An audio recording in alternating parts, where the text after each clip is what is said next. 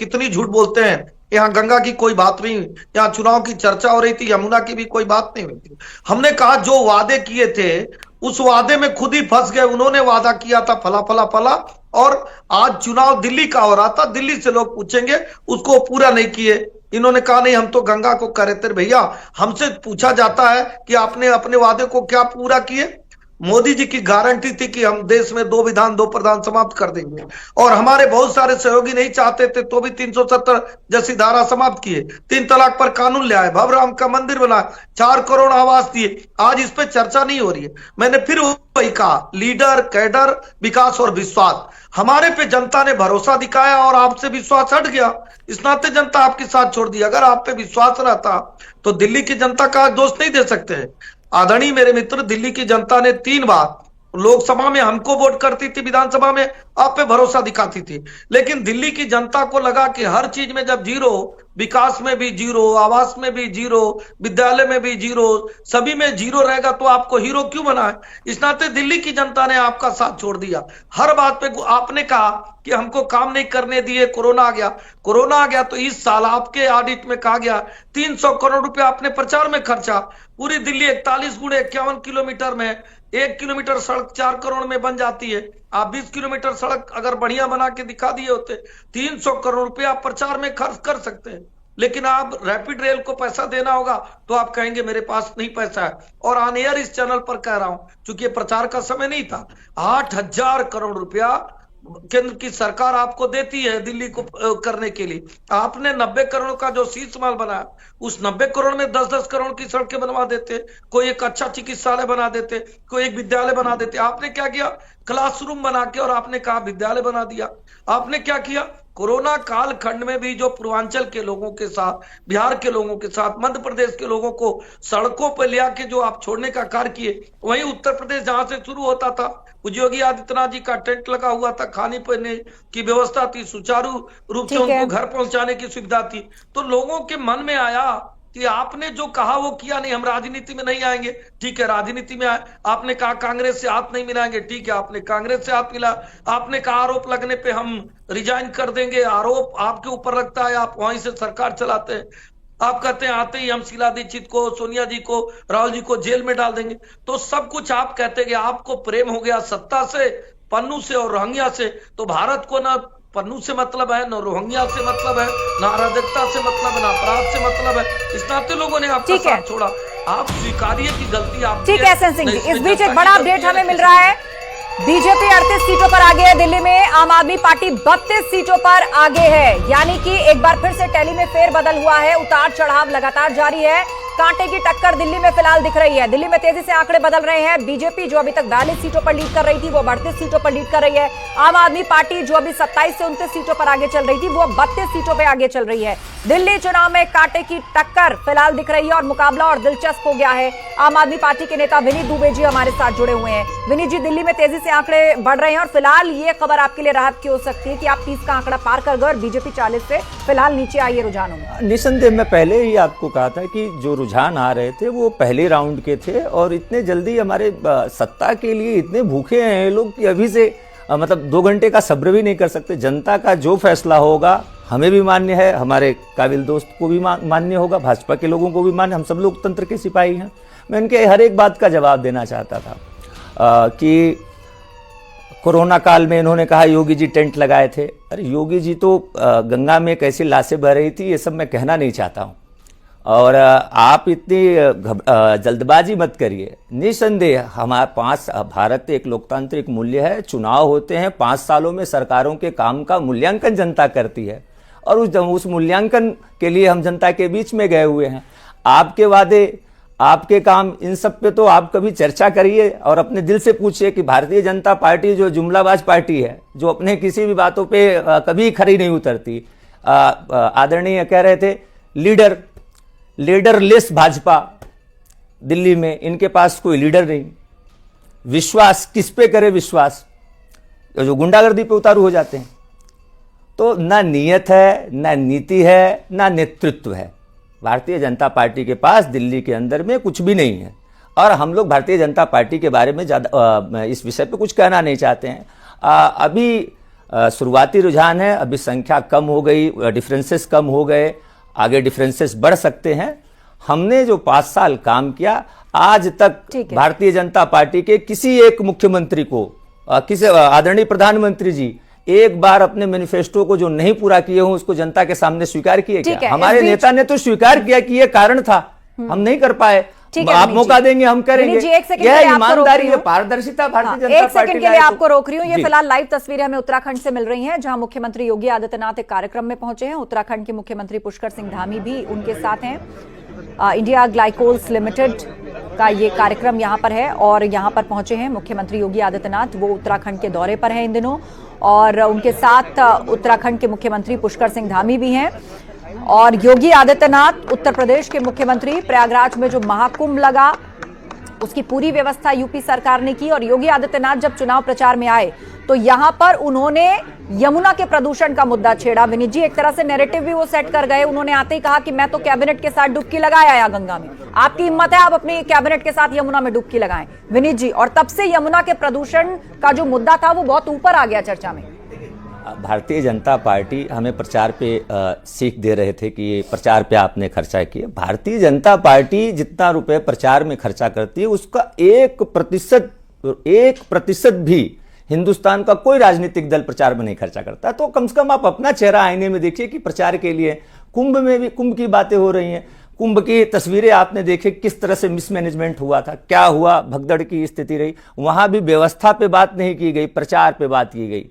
कुंभ हमारी आस्था का पर्व है, सबको स्वयं से जाना चाहिए, अपनी आस्था को मनाना चाहिए। सरकार का काम ही यह है कि वहां पे अच्छी व्यवस्था देनी चाहिए थी, मगर मुख्यमंत्री जी और भारतीय जनता पार्टी के लोग वहां भी प्रचार करने से नहीं चूके। भगदड़ होने के बावजूद भी अभी भी वीआईपी कल्चर वहां लागू करके रखे हुए हैं, वीआईपीओ के स्नान हो रहे हैं। तो ये ठीक है विनीत जी एक सेकंड, ठीक है। फिलहाल ये तस्वीरें हम दिखा रहे हैं अपने दर्शकों को। यमकेश्वर की तस्वीरें हैं। पौड़ी से इस वक्त मुख्यमंत्री योगी आदित्यनाथ, जो कि उत्तराखंड के दौरे पर हैं इन दिनों, वो यहाँ पर पहुंचे हुए हैं और अनावरण किया है उन्होंने यहाँ पर। उत्तराखंड के मुख्यमंत्री पुष्कर सिंह धामी भी उनके साथ हैं। दोनों ही मुख्यमंत्रियों ने मिलकर यहाँ पर अनावरण किया है एक जनहित से जुड़े फैसले का, जो बहुत ही महत्वपूर्ण है वहां की जनता के लिए। तो सीएम योगी आदित्यनाथ इन दिनों उत्तराखंड में हैं और लगातार वो अलग अलग मंचों से जाकर जनता को संदेश दे रहे हैं कि देवभूमि दरअसल जो इसका मिजाज है वो अध्यात्म के साथ साथ विकास के एक नए मॉडल पर भी आधारित है, जिसे लेकर बीजेपी सरकार काफी काम कर रही है। यहाँ ऑर्गेनिक खेती के क्षेत्र में बहुत सी संभावनाएं हैं। यहाँ पर टूरिज्म के क्षेत्र में संभावनाएं और बढ़ाई जा सकती है, खाद्यान्न के क्षेत्र में संभावनाएं बढ़ाई जा सकती हैं और साथ ही पहाड़ से प्रतिभाओं का पलायन ना हो, उसके लिए अपॉर्चुनिटीज यहीं क्रिएट किए जाएं, उस दिशा में भी सरकार तेजी से काम कर रही है। तो यहाँ भी कई मंचों से वो उस बात को कह चुके हैं और एक कार्यक्रम में आप देख सकते हैं कि उत्तराखंड के मुख्यमंत्री पुष्कर सिंह धामी के साथ वो नजर आ रहे हैं। यमकेश्वर पौड़ी की ये तस्वीर है जहां पर एक जनता से जुड़ी हुई अहम परियोजना का दोनों अनावरण कर रहे हैं।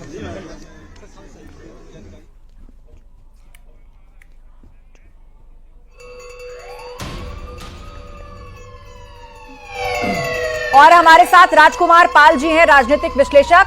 मिल्कीपुर में 10वें राउंड की काउंटिंग पूरी हो गई है और बीजेपी 28,530 वोटों से आगे चल रही है। चंद्रभानु पासवान को 53,000 से ज्यादा वोट मिल चुके हैं, अजीत प्रसाद को 24,000 से ज्यादा वोट मिल चुके हैं, एग्जैक्ट आधा। राजकुमार पाल जी, अब कम से कम विपक्ष क्या ये कहने की स्थिति में है कि कोई बड़ा फेरबदल हो जाएगा? बिल्कुल आधा आधा है, 53,000 प्लस और 24,000 प्लस। मिल्कीपुर का या अयोध्या की सीट जो जीती थी सपा ने, उसका मुख्य कारण थे लल्लू सिंह। उनके भी सर पे घमंड था। लल्लू सिंह जो वहां के थे, उन्होंने कहा था कि संविधान रद्द हो जाएगा, आरक्षण रद्द कर देंगे। ये ऐसी बातों को वो किसी सत्ता पक्ष हो या विपक्ष हो, ये बर्दाश्त कोई जनता करती नहीं है। और ये लल्लू सिंह की वजह से अयोध्या की सीट हारी और उसके कारण देश में भी फर्क पड़ा, ये भी कहना चाहूंगा। और लेकिन मोदी जी, योगी जी ने पूरी ताकत लगाई है और ये लोग चाहते हैं कि भाई योगी जी लड़े ही नहीं, इन्हीं को जीतना है। अरे भाई लड़ाई है, आपने भी 40-40 अपने स्टार प्रचारक उतारे थे ना।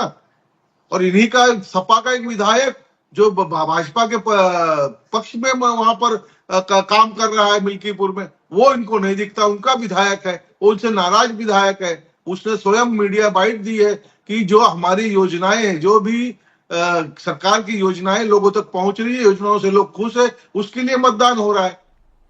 तो ये सच इन लोग को सुनना नहीं चाहते, बस यहाँ वहां की बात करना, यहाँ वहां से नहीं चलेगा। देश जानता है और देश डिलीवरी को पहचानता है। सुधा जी कह रही थी कि प्रॉमिस, अरे प्रॉमिस आपने तो अभी हिमाचल में क्या दिया, कर्नाटक में क्या दिया, आम आदमी ने जो यहाँ पे तो दिया ही नहीं है। और नया नया 1000 रुपए देने थे पंजाब में, वो भी नहीं दिए। तो झूठ कितना दिन सहेगा और कितने दिन देखेगा व्यक्ति। वो जो जनता जनार्दन मालिक है, आप तो नौकर है। जितने लोग चुने जाते हैं ये सब नौकर लोग हैं। मालिक जनता जनार्दन है। जनता जनार्दन आज चुन रही है, नए नौकर चुन रही है। ठीक है सर, लौटूंगी मैं आपके पास। संकेत के पास चलेंगे, उनसे ले लेते हैं अपडेट। संकेत, देखिए उलटफेर की स्थिति तो बनती हुई नजर नहीं आ रही है, क्योंकि जो यहाँ पर मार्जिन देखा जा रहा है वो लगभग बहुत दूरी का नहीं है, पर यह भी पता लग रहा है कि बीजेपी यहाँ पर अपनी बढ़त बनाए हुए है और जीतेगी। तो क्या लग रहा है वहां पर माहौल कैसा बना हुआ है? क्या बीजेपी अपनी जीत का जश्न मनाने लग गई है, या फिर समाजवादी पार्टी पूरी उम्मीदें लगाए बैठी है कि अभी आप रुकिए, जीत हमारी ही होगी? बिल्कुल, देखिए अगर यहाँ काउंटिंग स्थल की बात की जाए तो भारतीय जनता पार्टी जो यहाँ पर नतीजे आ रहे हैं उसमें भारतीय जनता पार्टी के जो प्रत्याशी हैं चंद्रभान पासवान, वो 28,530 वोटों से आगे चल रहे हैं। 10वें राउंड की ये गणना है और 28,530 वोटों से चंद्रभान पासवान आगे हैं, यानी कि भारतीय जनता पार्टी बड़े अंतर से आगे चल रही है। संकेत में आऊंगी, इस वक्त बड़ी खबर बता रहे हैं कि देखिए एक बार फिर से नई दिल्ली सीट से अरविंद केजरीवाल पीछे हो गए हैं। आगे पीछे की दौड़ चल रही है नई दिल्ली सीट से। अरविंद केजरीवाल पहले जब यहां पर रुझान आने शुरू हुए थे तब पीछे चल रहे थे, बीच में उन्होंने बढ़त बनाई, और अब जो जानकारी मिल रही है अब ये कि बीजेपी के प्रवेश वर्मा आगे हो गए हैं और अरविंद केजरीवाल पीछे हो गए एक बार फिर से।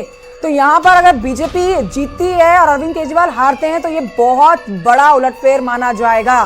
बड़ी खबर आपको बता रहे हैं दिल्ली की राजनीति से। दिल्ली के आज आने वाले चुनावों के नतीजों में अरविंद केजरीवाल, आम आदमी पार्टी के संयोजक अरविंद केजरीवाल पीछे चल रहे हैं इस समय। विनीत दुबे नेता आम आदमी पार्टी के हमारे साथ मौजूद हैं। विनीत दुबे जी, क्या हो रहा है दिल्ली में? अरविंद केजरीवाल आपकी पार्टी के संयोजक जो हैं वो अपनी सीट पर पीछे चल रहे हैं इस समय, मतलब आगे पीछे की ये दौड़ चल रही है। जब यहाँ पर रुझान आने शुरू हुए थे तब वो पीछे ही चल रहे थे, बीच में उन्होंने बढ़त बनाई, लेकिन अब फिर जानकारी मिल रही है वो पीछे हो गए हैं। काउंटिंग में तो ये सब होता ही रहता है। जो पीछे हैं वो लगभग स्क्रीन पे 235 वोटों का दिखाया जा रहा है। 235 वोट से पीछे चल रहे हैं। हम लोगों को पूरा यकीन है कि नई दिल्ली की सम्मानित जनता अरविंद जी के साथ है और फाइनली अरविंद जी ही जीत के वहां से आएंगे, इसमें कोई दो राय नहीं। मैं बार बार यही कहना चाह रहा हूं कि अभी पाल जी इतनी जल्दबाजी में थे। ठीक है, मैं माफी मांगना चाहूंगी विनीत जी, मैं आऊंगी आपके पास, लेकिन इस समय हमारे सहयोगी संकेत के पास कुछ जानकारी है। संकेत, ओवर टू यू। बिल्कुल, मिल्कीपुर उपचुनाव में भारतीय जनता पार्टी के प्रत्याशी चंद्रभान पासवान बड़े अंतर से आगे चल रहे हैं और जिस तरीके से भारतीय जनता पार्टी ने चुनावी चक्रव्यूह तैयार किया था उसमें कहीं न कहीं उस पर जनता की भी मुहर लगी है। और हमारे साथ में बात करने के लिए यहाँ अयोध्या से जो जिलाध्यक्ष हैं वो मौजूद हैं। अध्यक्ष जी, भारतीय जनता पार्टी के प्रत्याशी आगे चल रहे हैं। हमने पहले भी कहा था कि काठ की हांडी बार बार नहीं चढ़ती है। उत्तर प्रदेश और देश की जनता ने लगातार मोदी जी और योगी जी के मॉडल पर विश्वास व्यक्त किया था और उनको जनादेश दिया था। 2024 के चुनाव में इनकी काठ की हांडी एक बार चढ़ गई थी, तो इसलिए ये मुगालते में थे। जनता का भ्रम टूटा, जनता जो इनका असली चरित्र थी वो समझ गई कि आचार्य नरेंद्र देव और डॉक्टर राम मनोहर लोहिया की धरती है अयोध्या, और आचार्य नरेंद्र और पर पीडीए का जो फार्मूला, जो अखिलेश यादव लगातार बात करते थे पीडीए के फार्मूले की, तो कहीं ना कहीं वो भी टूटता सा नजर आ रहा है। देखिए, पीडीए का फार्मूला उनका पीडीए का फार्मूला था ही नहीं। वो तो झूठ फरेब छल प्रपंच का फार्मूला था। उन्होंने अफवाह फैलाकर पीडीए के फार्मूले को बनाने का काम किया। पीडीए का फार्मूला उसी दिन दिखाई पड़ गया था जब बदरसा में एक पीडीए परिवार की निषाद महिला के साथ बलात्कार हुआ और उसमें एक अल्पसंख्यक उनका पदाधिकारी फंसा, तो समाजवादी पार्टी का एक कार्यकर्ता वहां झांकने तक नहीं गया। उसका